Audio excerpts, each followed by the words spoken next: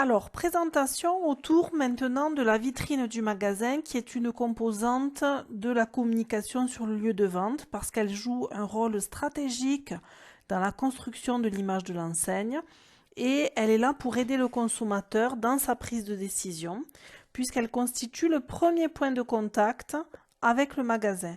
Donc les vitrines représentent un véritable espace de communication et elles jouent un rôle stratégique dans la communication des enseignes. Le rôle de la vitrine, il s'articule autour de plusieurs éléments.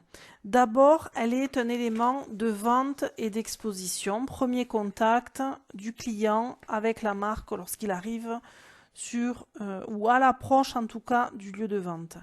Elle constitue aussi une source d'information puisqu'il est renseigné sur l'offre du magasin, le prix, la mode du moment, les tendances actuelles. Elle est là aussi pour affirmer un positionnement par un choix de couleurs, de produits, de décoration, une ambiance qui est là dès la conception de la vitrine. Elle contribue à l'image de marque et elle est essentielle en tant que vecteur de communication pour toutes ces raisons. Les objectifs principaux de la vitrine sont au nombre de 3. Premièrement, présenter l'offre. Ensuite, informer le consommateur sur le positionnement de l'enseigne. Et enfin, susciter l'envie d'entrer dans le magasin.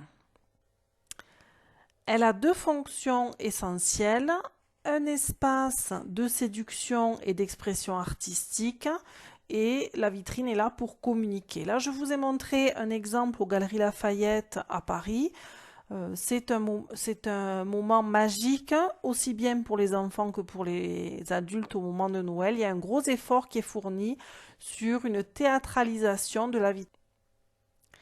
Quels sont les éléments qui sont appréciés de la clientèle dans une vitrine? D'abord, la mise en scène des articles, à minima sur des mannequins, par exemple pour les vêtements. Ensuite, la vitrine, elle est ouverte pour voir l'intérieur du magasin. Ça, c'est un élément important. Il faut que de la vitrine, je puisse voir l'intérieur. Et l'habillage de la vitrine est un élément important à travers la décoration. C'est un médium du storytelling de l'entreprise. Quelles sont les règles pour une vitrine bien conçue? Il faut que la vitrine soit aérée en évitant de surcharger.